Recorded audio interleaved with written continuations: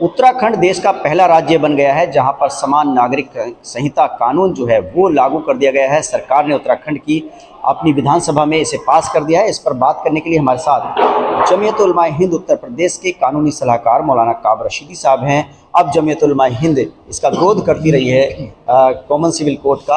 अब आपका क्या अगला कदम होगा? उत्तराखंड सरकार ने तो अपना इरादा और अपनी मंशा साफ कर दी है। देखिए, अब तो कुछ किंतु परंतु है नहीं। अब तो विधानसभा में भी मेजॉरिटी के साथ में इसको पास कर लिया गया है। जमीयत उलमा हिंद ही नहीं बल्कि देश में संविधान के ऊपर आस्था रखने वाली हर ऑर्गेनाइजेशन ये कहती है कि आप कॉन्स्टिट्यूशन का जो बेसिक स्ट्रक्चर है आप उसको इग्नोर करके ये लाए। और हमारे नेशनल प्रेसिडेंट ने आज ऐलान किया है कि मुसलमान कुरान पर कोई कॉम्प्रोमाइज़ नहीं कर सकता है, अपने रिलीजन पर, अपनी किताब पर और अपने लॉज पर।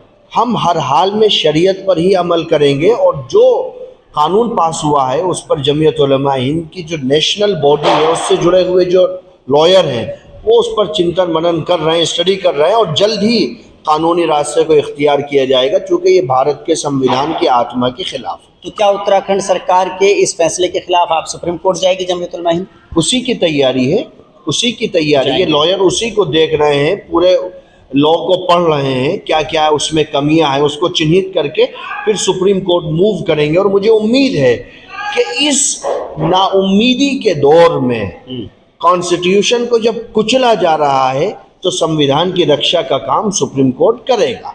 उत्तराखंड के अंदर अब बहुविवाह पर रोक होगी, तलाक का मामला है, इद्दत का, हलाले का और जो संपत्ति का मामला है वो बराबर कर दिया गया है लड़कियों का लड़कियों का। तो वहाँ के मुसलमानों को आप क्या कहना चाहेंगे और अब क्या राय जो है जमीयत उलमा हिंद देना चाहेगी? देखिए, जमीयत उलमा हिंद अपने लॉयर्स के साथ में उसी पर डिस्कशन कर रही है। जब आपने कानून बना दिया तो फिर जितनी चीज़ें हैं वो तो सब लागू हो जाएंगी उस पर। उत्तराखंड वही राज्य है, आप समझिए कि लोगों को किस तरीके से मूर्ख बनाया जा रहा है। 27% बेरोजगारी दर है उत्तराखंड में। 60% लोग स्टेट माइग्रेशन कमीशन की रिपोर्ट है कि रोजगार के तलाश में पहाड़ों से प्लेन में चले गए हैं। 15 साल से लेकर 14 साल से लेकर 29 साल तक के जो युवा हैं 14.2% बेरोजगारी उनके अंदर है। 1700 गांव घोस्ट विलेजेस घोषित कर दिए गए हैं। लेकिन जो उत्तराखंड की धामी सरकार है उसका कहना है कि सबके लिए एक समान कानून, सबके लिए बराबर कानून। तो फिर कॉन्स्टिट्यूशन ही कर देता ना ये 70 साल पहले। अगर संविधान के निर्माताओं को ये बात समझ में आती जो इनको समझ में आ रही है तो ये काम 75 साल पहले भी हो सकता था।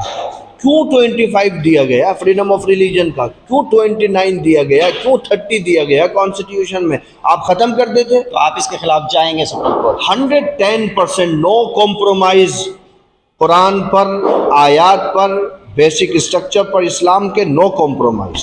देखिए, जमीयत उलमा हिंद का रुख साफ है कि इस मामले में जो शरीयत कानून है उसके साथ कोई समझौता नहीं किया जाएगा और जमीयत उलमा हिंद उत्तराखंड सरकार के इस फैसले के खिलाफ सुप्रीम कोर्ट जाएगी। Ubaidur Rahman, ABP news network, Moradabad.